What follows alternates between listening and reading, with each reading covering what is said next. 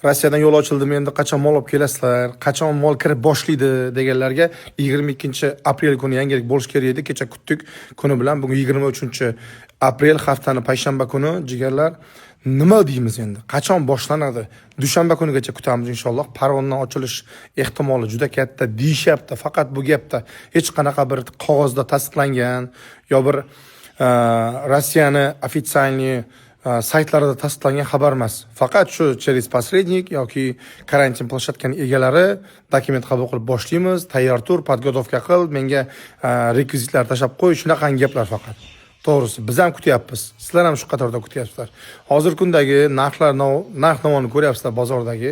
Kichkinagina men o'zim ham chiqardim, to'g'risi, qimmatroq to'g'ri, lekin boshqa joylardan arzonroq chiqarishga harakat qilaman, ya'ni.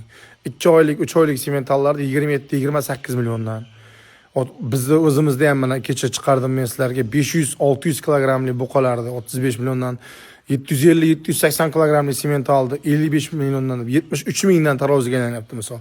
Hozir Xorazmda zo'r semental, zo'r avstriyskiy dahshat sementalni originali bo'lsa 70 mingdan 80 minggacha tarozi narxi. 70 mingdan arzoniga topish qiyin to'g'risi.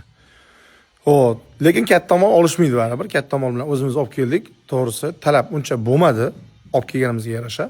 Lekin baribir o'zimiz boqib bo'lsa ham uni chiqaramiz baribir. 1 oy boqarimiz, 1,5 oy boqarimiz. Shuni hisobiga baribir sotamiz inshaalloh, Xudo xolasa.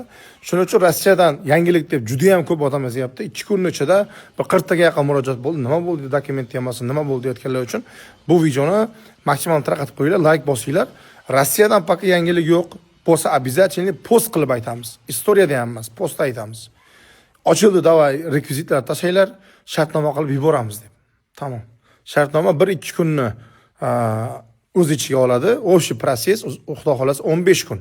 Общий protsess. Даже O'zbekistonga borguncha desam ham bo'ladi inshaalloh, xudo xolasa. Sizlardan like, bizdan xudo xolasa sizlarga yaxshi foydali ma'lumotlar. O'razmetov kanalini kuzatib qo'yinglar. Assalomu alaykum, rahmatulloh.